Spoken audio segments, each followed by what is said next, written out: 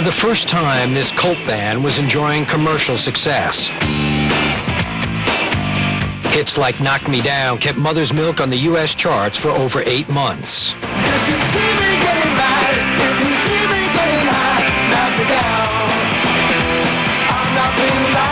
I think that song kind of, for me, totally embodied the spirit of the album. It was very triumphant.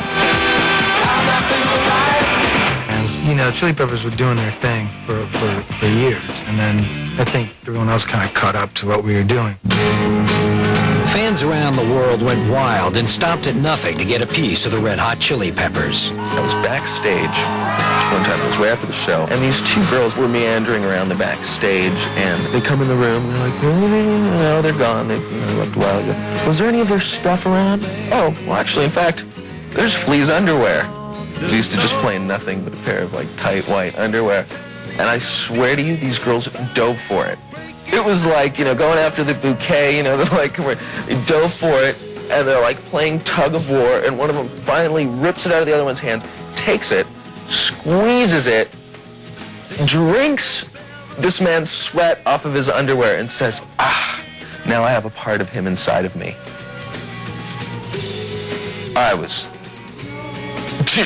To this day, I just...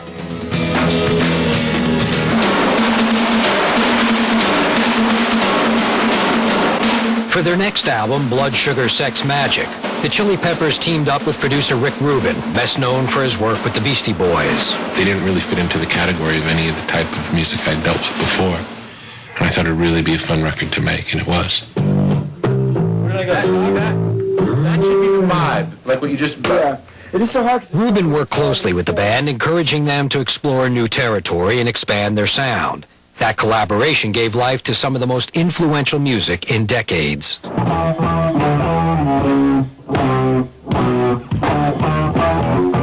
During the sessions, Rick happened across a poem Anthony had written. Put to music, it would become a Chili Peppers classic. I'd gone to Anthony's house to discuss lyrics with him, and he was showing me his notebooks of different lyrics he had written.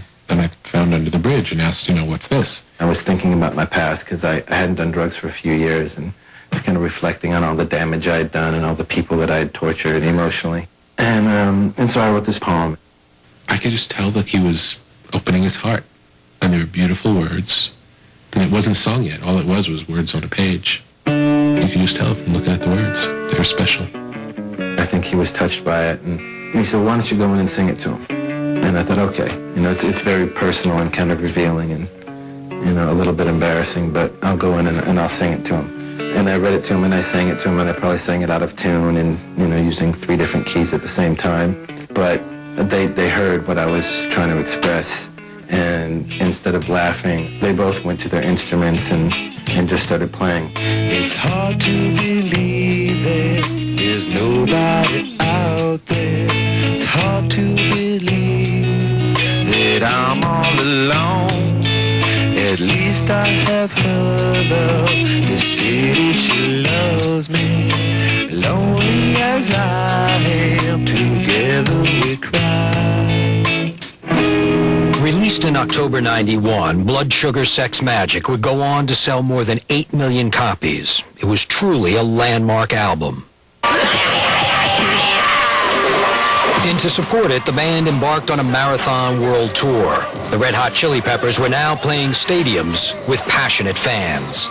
Every single person, every mother in this whole place, every single boy and every single girl has to take off their shirt. If he said to, take your shirt off and spin it in the air, everybody in the audience would do it. And wave it around their head like a wild helicopter like this for the whole song. Don't stop until the song is over. To me, that was wow, how does it get everyone to listen to him, Just so intense, to see that power over everyone.